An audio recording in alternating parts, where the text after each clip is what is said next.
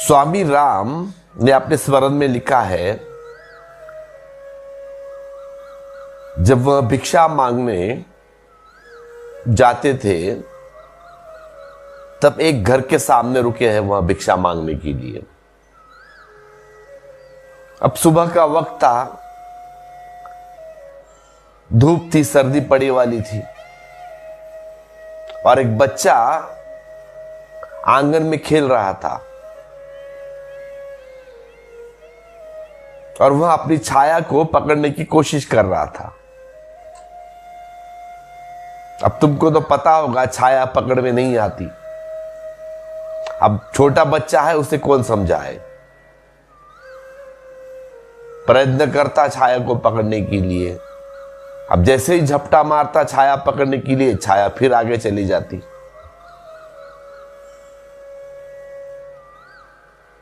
फिर और झपटी मारता, लेकिन छाया हाथ में नहीं आती। परेशान हो जाता और रोता।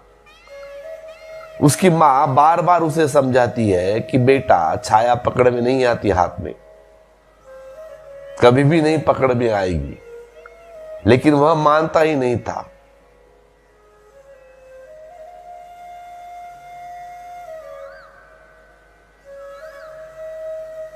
परेशान था, रो भी रहा था और मां को भी परेशान कर रहा था कि ये छाया हाथ में नहीं आती।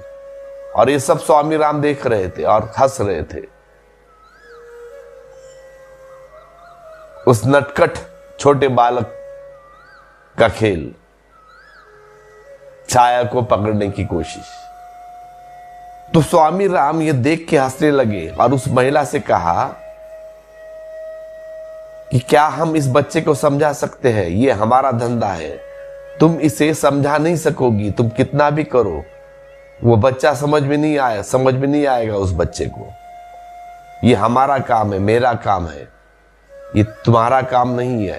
ये हमारा प्रश्न है, हम इसको समझा सकते हैं, तो हम पे ऊपर छोड़ दो। मैं समझाता हूं उस बच्चे को कि छाया को कैसे पकड़ा जा सकता है। अब तुम भी परेशान होगी कि छाया को कैसे पकड़ा जा सकता है। पकड़ा तो नहीं जा सकता, लेकिन स्वामी राम बोल रहे हैं उस माता को, ये हमारा प्रश्न है, हमारा धंधा है।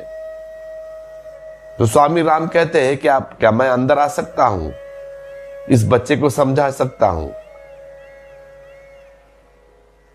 तो उस माता ने कहा, आइए, आपका स्वागत है। मैं बहुत वक्त से उसे समझाने की कोशिश कर रही हूं, लेकिन ये बच्चा समझ नहीं आता है, मुझे काम भी नहीं करने दे रहा है, रोते चला जा रहा है।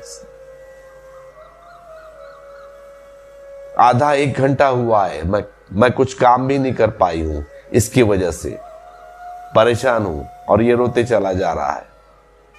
तो अंदर आते ही स्वामी राम ने कहा कि छाया पकड़ी जा सकती है, उसको पकड़ने का एक ढंग है, एक तरीका है।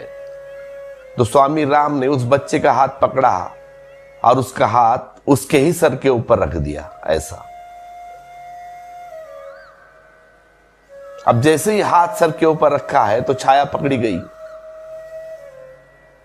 क्योंकि उस बच्चे ने उस छाया को देखा नीचे। अब छाया हाथ में है और वो बच्चा खिलखिला के हंसने लगा। वह कहता है, मुझे मालूम था कोई तो भी तरकीब होगी इस छाया को पकड़ने की, अब मैंने पकड़ लिया। और बच्चा खिलखिला के नाचने लगा कि मैंने पकड़ लिया छाया को, मैंने छाया को पकड़ लिया। जब तुम भी अपना हाथ रखते हो अपने सर के ऊपर और छाया को देखोगे तो छाया जैसे तुमने पकड़ ही लिया है, दिखेगा ना सामने। छाया सर के ऊपर हाथ तुम्हारा है तो अपने आप पकड़ में आ गई छाया।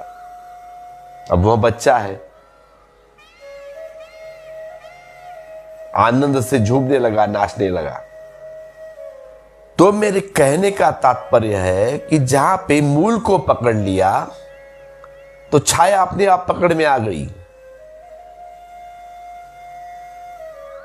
तुमने अपने को पकड़ लिया तो छाया भी छाया को भी तुमने पकड़ लिया, मूल पकड़ लिया तो छाया आ गई हाथ में। तो स्वामी राम ने ठीक कहा था कि यही मेरा धंधा है, यही मेरा काम है,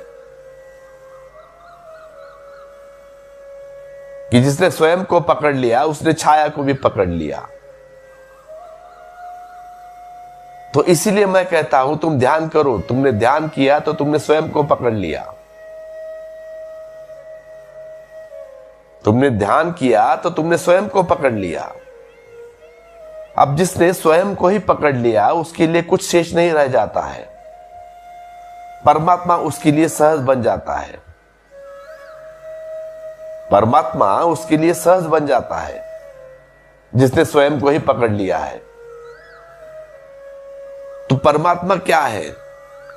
परमात्मा तुम्हारे निरहंकार भाव की दशा का नाम है परमात्मा। परमात्मा कहीं आकाश में बैठा नहीं, स्वर्ग में बैठा नहीं, सिंहासन के ऊपर। जैसे ही तुम निरअहंकार हो जाते हो, खाली हो जाते हो, शून्य हो जाते हो, उस दशा का नाम है परमात्मा। जब अहंकार शेष मात्र नहीं रह जाता, अहंकार की लकीर भी नहीं बनती, सारा अहंकार समाप्त हो गया। तुम देखना शुद्ध कांच की छाया भी नहीं बनती।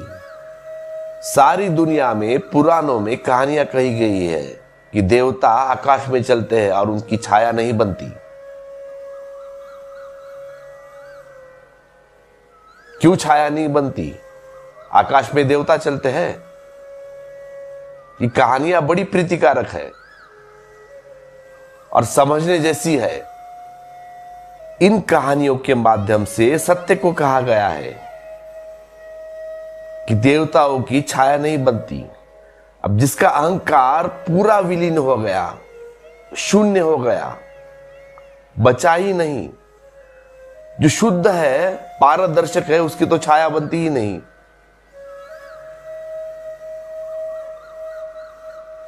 वही भगवत्ता को उपलब्ध होता है, वही भगवान है।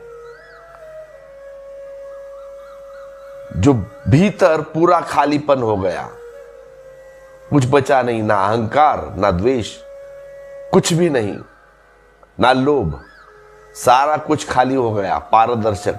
और जहां पारदर्शकता है वहां किरणें आर पार निकल जाती है फिर, इसलिए छाया नहीं बनती। क्योंकि छाया बनने के लिए कुछ तो होना चाहिए। जहां पे अभी कुछ बचा ही नहीं तो वहां छाया कैसे बचेगी? छाया आर पार हो जाएगी। और जिस दिन परमात्मा तुम्हारे आर पार बहेगा, जैसे पेड़ों से, वृक्षों से हवा बहती है, जैसे पर्वतों से गंगा बहती है, अब वैसे ही जब तुम्हारे भीतर में से परमात्मा बहेगा आर पार, तब उस परम अनुभव का नाम है परमात्मा। तुम उसे निर्वाण कह सकते हो, मोक्ष कह सकते हो, कैवल्य कह सकते हो, तुम्हारी मर्जी।